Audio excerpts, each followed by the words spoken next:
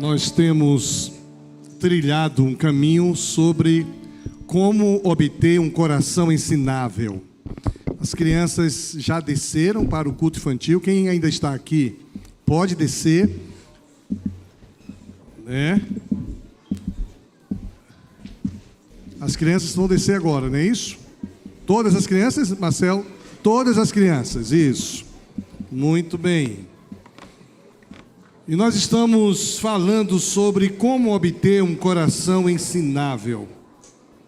E eu tenho dito que quem tem um coração ensinável vive melhor a vida. Vive melhor a vida. Nós já vimos que algumas coisas nos ensina a termos um coração ensinável. Nós aprendemos o coração ensinável pelo sofrimento. Já vimos essa palavra, você que não acompanhou, volta lá e acompanha. Aprendendo pelo sofrimento. Aprendemos pela humildade. Aprendemos sendo luz. E estamos aprendendo pelo cuidado. Um coração ensinável aprende a cuidar. E a gente leu parte do texto, o apóstolo Paulo escrevendo à igreja de Filipos, disse assim: se for da vontade do Senhor Jesus, espero poder logo lhes enviar Timóteo para que eu fique animado quando receber notícias de vocês. Pois Timóteo é o único que se preocupa com vocês, como eu me preocupo. De fato, se interessa pelo bem-estar de vocês. Pois todos os outros se preocupam apenas com os seus próprios interesses e não com os interesses de Jesus Cristo. E vocês sabem muito bem como Timóteo provou o seu valor. Ele e eu, como se fôssemos pai e filho, temos trabalhado juntos no serviço do Evangelho. Portanto, espero enviá-lo a vocês logo que eu souber como vão ficar as coisas por aqui para mim. E confiado no Senhor, penso que eu mesmo poderia ir logo até aí. Também acho que é preciso enviar a vocês o nosso irmão Epafrodito, meu companheiro de trabalho e de lutas, o qual vocês enviaram para me trazer a ajuda que eu precisava. Ele tem tido muitas saudades de todos vocês e tem andado muito preocupado por vocês terem sabido que ele estava doente. De fato, ele esteve doente e quase morreu, mas Deus teve pena dele, e não somente dele, mas também de mim, e assim evitou que eu tivesse uma tristeza ainda maior. Por isso vou mandá-lo de volta a vocês, mais depressa possível, para que vocês sintam a alegria de vê-lo novamente, e para que eu não fique preocupado. Portanto, recebam Epafrodito com toda a alegria, como se recebe um irmão do Senhor.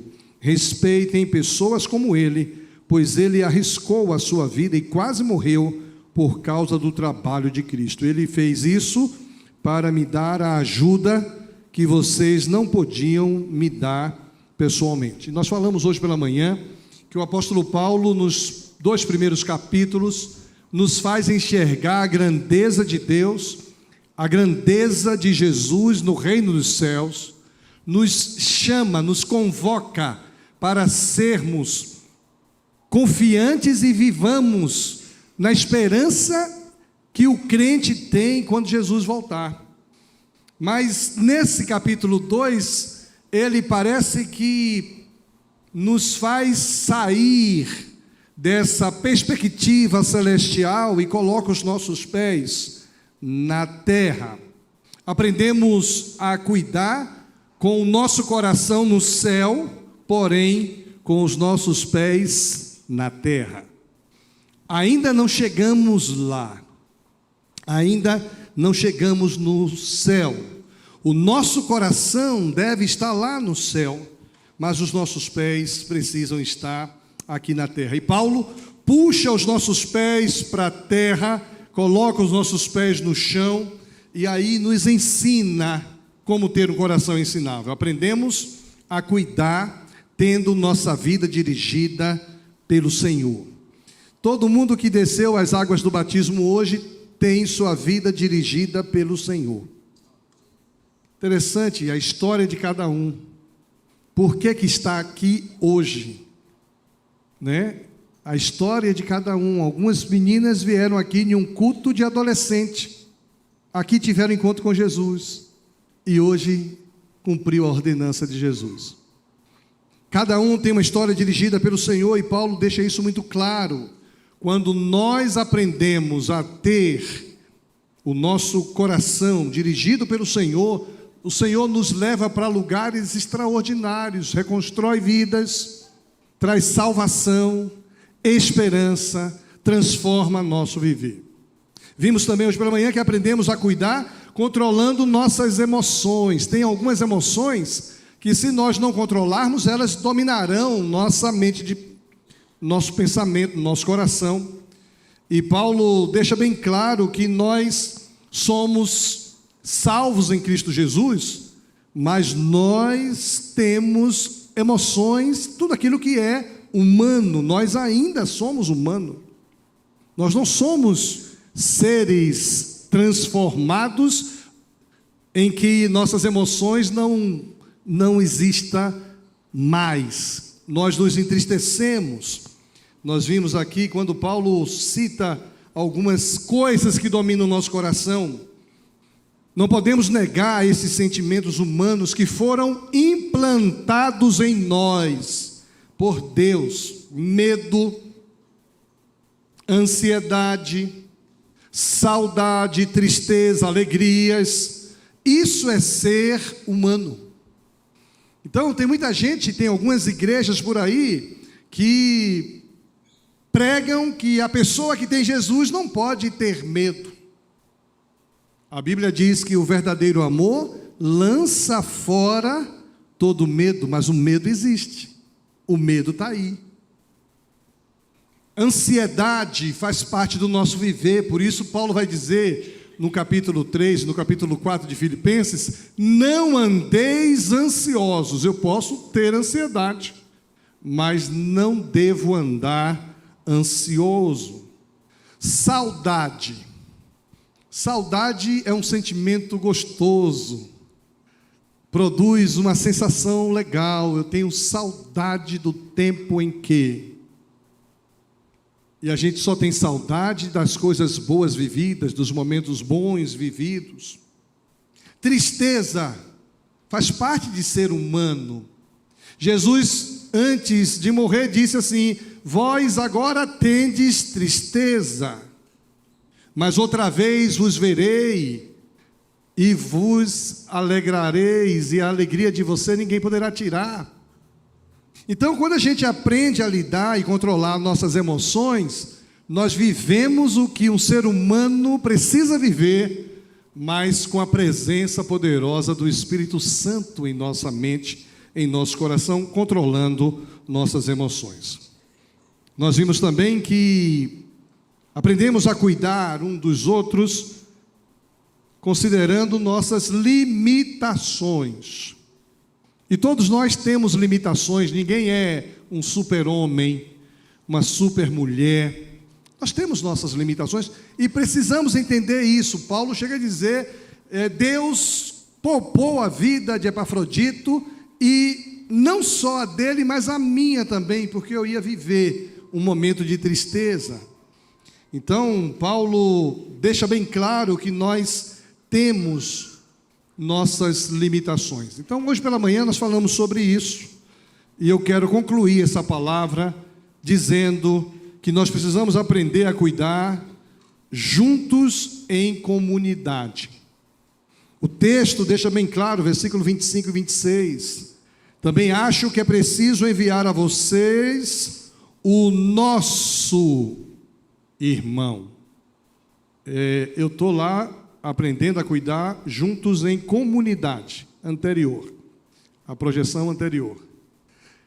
Aprender a cuidar juntos em comunidade. Com base nesse texto, Paulo fala que ele é nosso irmão Epafrodito, o qual vocês enviaram para me trazer ajuda. Paulo está preso em Roma, a igreja de Filipos manda Epafrodito, e ele sai do seu lugar e vai para uma outra cidade, dar assistência e dar atenção ao Paulo, irmão em Cristo, que está preso em Roma, preso por pregar o Evangelho.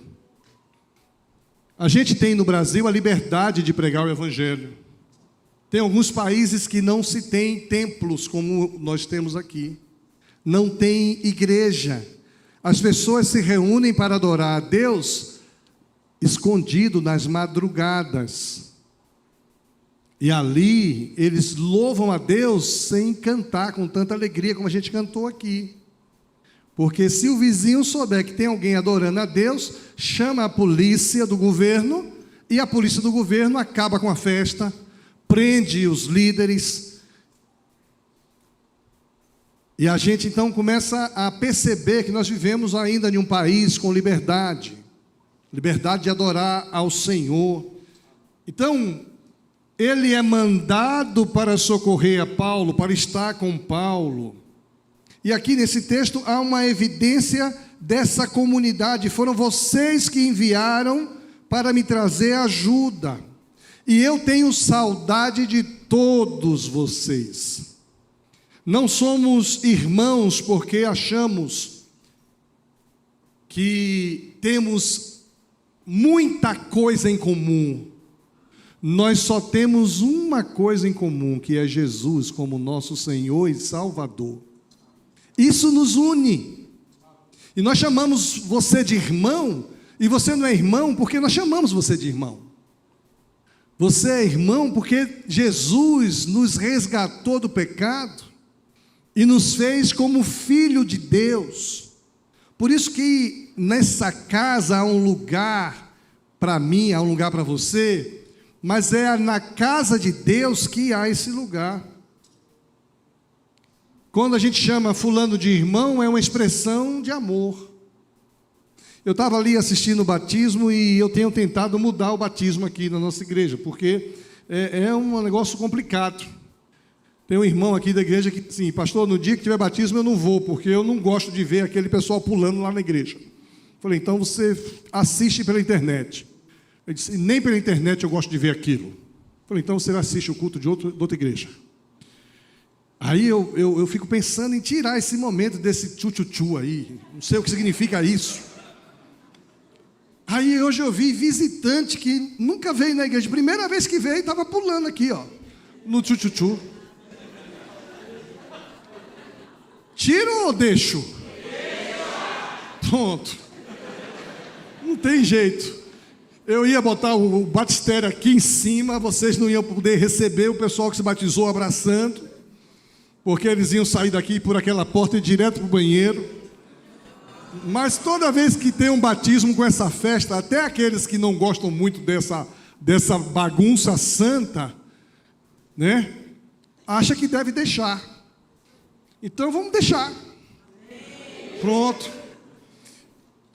Mas o que nos une é mais do que um tchu-tchu-tchu. O que nos une é o amor de Jesus. Nós nos preocupamos uns com os outros. Essa semana teve a filhinha da Regina, estava hospitalizada. Tão bonito de ver a igreja orando pela Natália. Os grupos da igreja orando pela pequena Natália.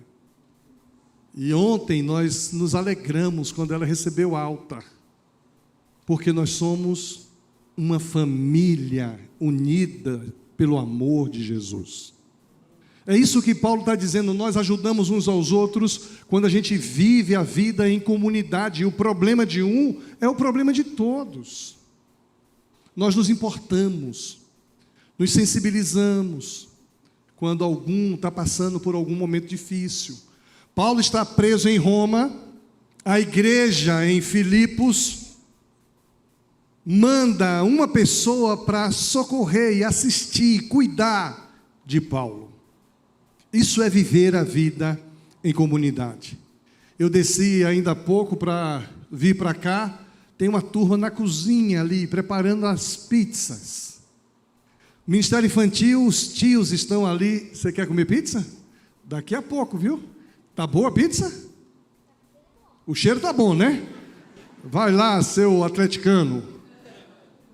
O cheiro tá bom. E esse pessoal que está fazendo isso lá, está fazendo voluntariamente, com alegria e fazendo motivados pelo amor. Porque nós somos uma igreja, uma comunidade. Você precisa fazer parte disso. É isso que significa amor fraternal. Esse grande interesse uns pelos outros, demonstrado em ação.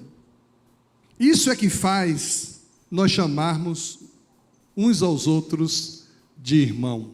E irmão é legal porque não tem superior e não tem inferior. Todo mundo é irmão. Aprendemos a cuidar quando nossas vidas são dirigidas pelo Senhor Jesus, quando nós controlamos nossas emoções, quando nós consideramos nossas limitações e quando juntos vivemos em comunidade. Aprendemos a cuidar quando cuidamos um do outro. Versículo 25, Paulo diz: Ele é meu cooperador, companheiro de luta, companheiro de jornada, colega de trabalho, porque a obra do Senhor pertence a Jesus. E Epafrodito é companheiro de Jesus, assim como Paulo também o é. Trabalhamos juntos para o mesmo Senhor. Nunca devemos esquecer essa verdade. Quando você faz uma coisa ali, sozinho, isolado, pessoal que está ali cuidando do estacionamento, está ali, mas ele está fazendo aquilo para quem? Para a igreja? Não. Para o pastor? Também não. Está fazendo para o Senhor. O pessoal que preparou essa mesa linda, fez para quem? Para o Senhor. O pessoal que dirigiu o louvor, fez para quem? Para o Senhor. Você que veio e está participando deste culto, é para quem? É para o Senhor. E aqui está um belo quadro da vida prática de um crente. Coração no céu, pés na terra, ao mesmo tempo que estamos assentados com Cristo nas regiões celestiais, temos nossos pés na terra. Temos duas cidadanias. Somos cidadãos do reino dos céus e vivemos nessa terra. Precisamos nos encher desse glorioso espírito que se encontrava na vida de Paulo, Timóteo e Epafrodito. Paulo afirma que por Cristo ele está pronto, se necessário, até morrer por Cristo. O crente verdadeiro está disposto até morrer por Cristo. O crente verdadeiro não mede esforços. Timóteo não leva em consideração seus próprios interesses, contanto que a igreja de Filipos seja assistida, seja cuidada. E às vezes a gente faz a mesma coisa. Tem gente que passou a noite toda fazendo plantão no hospital e hoje cedo estava aqui, tocando para o Senhor. Ah, maravilha. Teve gente que estava em Brasília ontem à noite, chegou aqui meia-noite, de manhã cedo estava aqui. E cada um de nós faz para Jesus o que faz. Quando você vê alguém que diz assim, não vou na igreja hoje não, porque eu estou cansado. Tem alguma coisa fora do lugar na relação dele com Jesus. Tem. Hoje, com a internet, é fácil, né? Eu não vou, mas assisto o culto daqui. Mas quando a gente deixa de fazer para o Senhor alguma coisa, porque pensamos em nosso próprio interesse, tem alguma coisa errada. Nós não somos cidadãos apenas da terra, mas também do céu. E o que dizer de Epafrodito? Pela obra de Cristo esteve perto da morte, não levou em conta a sua própria saúde, mesmo longe de casa, pegou uma enfermidade grande, grave, e ainda assim esteve fazendo a vontade de Deus. É esse espírito que Deus espera de nós, e nós vamos alcançar um coração ensinável quando a gente começar a se preocupar com as outras pessoas, vivendo ou morrendo. Vivo para Cristo, morro para o Senhor. Mas será que não somos chamados em um grau maior, mais glorioso, para estar preparados a nos dispor a servir ao Senhor? Quando eu falei que tem gente aqui que já entregou a vida a Jesus e ainda não desceu as águas, é porque precisa compreender. Tem gente que já foi até batizado em uma outra igreja, que compreende diferente. Nós, evangélicos, entendemos que o batismo só faz sentido depois que a gente crê. A Bíblia diz: quem crer e for batizado será salvo. Então, tem gente que já foi batizado, mas não cria ainda. Mas depois que entregou a vida a Jesus, precisa agora ser batizado. Porque agora é consciente. Ninguém fez por mim. Eu entendo que preciso cumprir a ordenança do Senhor. Quem tem um coração ensinável está aberto a aprender. Quem tem um coração ensinável, com suas vidas dirigidas pelo Senhor, controlam suas emoções, considera suas limitações e juntos em comunidade cuidam um do outro. Você é convidado a ter um coração aberto a aprender, ter um coração ensinável.